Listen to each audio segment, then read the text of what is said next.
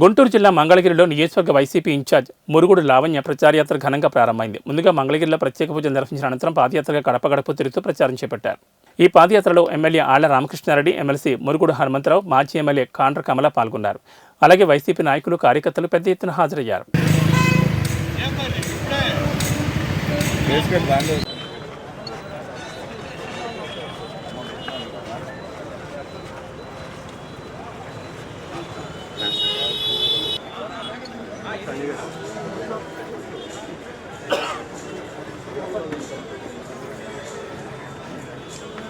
YSR Congress party YSR Congress party Jai Jagan Jai Jagan.